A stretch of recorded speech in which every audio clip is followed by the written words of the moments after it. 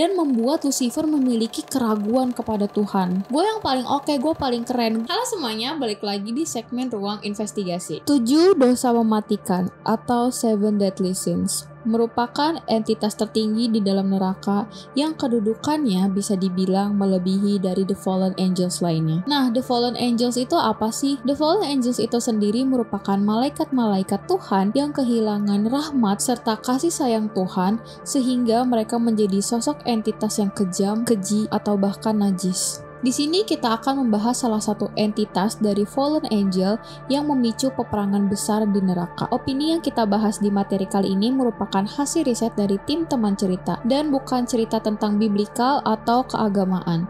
Jadi kalau misalnya ada kesalahan kata atau kurang, kalian bisa banget komen di bawah. Sebelum mulai ke videonya, jangan lupa like, komen, dan subscribe. Oke, langsung aja ke pembahasannya.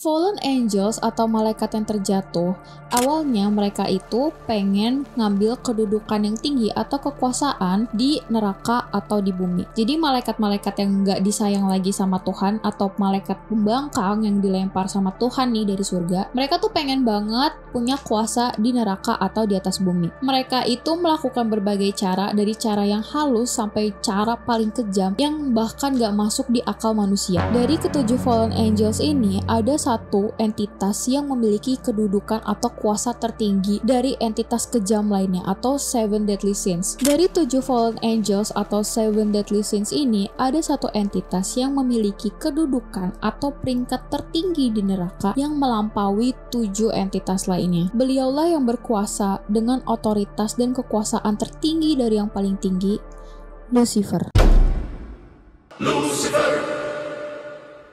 Lucifer ini adalah salah satu Archangel yang ditendang sama Tuhan dari surga. Sebelum jatuh dan saat baru pertama kali diciptakan, nama aslinya Lucifer itu adalah Helel. Dia ini malaikat pertama yang membangkang sama Tuhan dan yang memicu peperangan besar di dalam surga. Lucifer ini terkenal sangat kuat di berbagai mitologi, agama, dan kepercayaan. Saking legendarisnya, sosok Lucifer ini sampai-sampai digambarkan sebagai the most beautiful and indescribable beings created by God, with his wisdom and beauty being described as perfect. Atau yang artinya, makhluk yang paling indah dan tak terlukiskan yang diciptakan oleh Tuhan dengan kebijaksanaan dan kecantikannya yang digambarkan sebagai bentuk kesempurnaan. Pas si Lucifer ini belum ditendang sama Tuhan, dia itu tinggal di taman Tuhan atau Garden of God. Si Lucifer juga waktu itu dikasih tugas nih sama Tuhan buat mencerahkan jiwa-jiwa umat manusia dan menyiarkan keagungan Jehovah bagi umat-umat manusia. Lucifer ini bahkan disembah oleh kaum sebelum masa Adamik. Dia dijuluki sebagai anak Tuhan, pangeran kedamaian, dan God of Light and Divinity. Karena keagungannya sampai-sampai Tuhan yang Maha Esa memberikan dia tahta di atas gunung yang tinggi. Gunung tersebut dikelilingi oleh batu-batu yang berharga seperti batu zamrud, batu safir,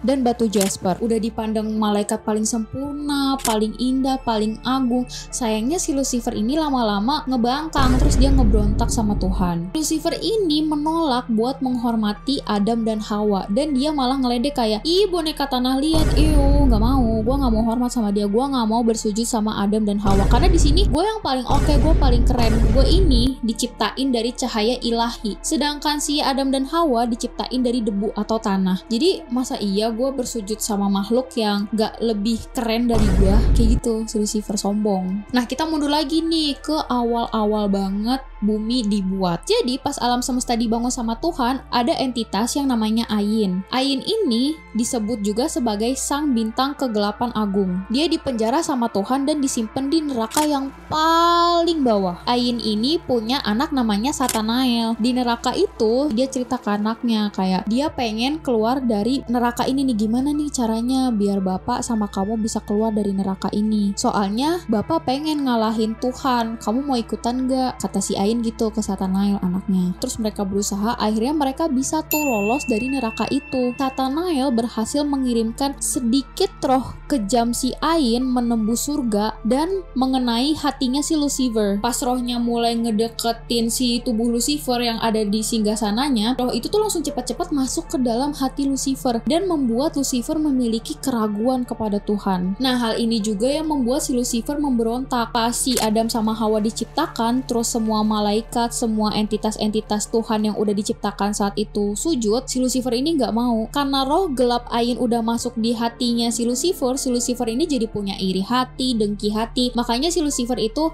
nggak mau hormat sama Adam dan Hawa dan memilih untuk membangkang sama Tuhan, sehingga Tuhan nendang dia dari surga. Seiring berjalannya waktu, si Lucifer ini makin lama makin iri. Dia ngelihat Tuhan makin sayang sama Adam sama Hawa. Karena hati dengkinya ini, dia mulai ngehasut saudara-saudara malaikatnya, sesama malaikat gitu. Lucifer itu bilang ke saudara-saudara malaikatnya, kayaknya Tuhan udah gak sayang lagi deh sama kita, kayaknya Tuhan pilih kasih. Sampai-sampai semua malaikat yang kehasut sama si Lucifer beranggapan bahwa kasih sayang Tuhan ke Adam dan Hawa sebagai bentuk penghinaan kepada malaikat. Hal ini memicu perang besar banget di surga antara umat yang mencintai Tuhan dan menghormati Adam dengan Lucifer dan antek-anteknya si Lucifer gitu deh, mereka perang. Di pasukannya Lucifer itu ada Satanael, anaknya si Ain tadi. Nah, Satanael ini melawan Mikael, Gabriel, Uriel, dan Rafael. Perangnya itu dahsyat banget sampai ada yang menyangkut pautkan bahwa ledakan Big Bang merupakan perang si Lucifer sama Tuhan itu. Perang ini diakhiri dengan kalahnya Lucifer sama pasukan-pasukannya sehingga Lucifer dan antek-anteknya disimpan di neraka. Di neraka itu ada Dewi Abyssal. Dewi Abyssal itu seneng banget dong, kayak ih seru banget nih ada yang ngebangkang sama Tuhan. Dewi Abyssal itu seneng banget ada perpecahan antara malaikat dengan Tuhan sebagai Lucifer senjata utamanya. Si Lucifer kan udah lama nih ditendang dari surga, terus dia udah lama kan gak ada kontak-kontakan sama penghuni surga situ. Lama-kelamaan sosoknya itu berubah, sosoknya yang indah, yang agung, yang sangat sempurna, perlahan berubah menjadi sosok yang menyeramkan. Penampilannya berubah menjadi sosok manusia yang memiliki tanduk panjang dengan kuku kuda dan sayap naga. Lucifer ini makin lama bener-bener dipenuhi kebencian terhadap Tuhan dan selalu memerintahkan antek-anteknya atau pengikut-pengikutnya untuk selalu bersiap memerangi Tuhan. Akhirnya si Lucifer pengen coba lagi nih ngelawan Tuhan. Sebelum dia mulai melakukan serangan, Tuhan kan udah tahu, yalah Tuhan maha tahu. Akhirnya Tuhan nurunin duluan tuh jutaan malaikat buat mengalahkan si Lucifer. Lucifer kalah kan sama antek-anteknya. Tuhan dengan baik hati nanya lagi, kamu mau nggak berubah? Kamu mau tobat nggak? Mau balik ke surga lagi nggak? Ya udah, si sombong Lucifer nggak mau. Tuhan nggak mau maksa. Tuhan ngirim si Lucifer sama pengikut-pengikutnya balik ke neraka. Nah, tapi kalian tahu nggak sih guys, kalau si Lucifer ini juga disebut sebagai bintang fajar atau bintang timur. Sebutan ini digunakan oleh Nabi Yesaya untuk menyebut seorang raja yang tidak disebutkan namanya di Perjanjian Lama. Awalnya nama Lucifer itu nggak ada kaitannya sama iblis, tetapi setelah lahirnya sebuah karya dengan judul Paradise Lost yang ditulis oleh John Milton dan karya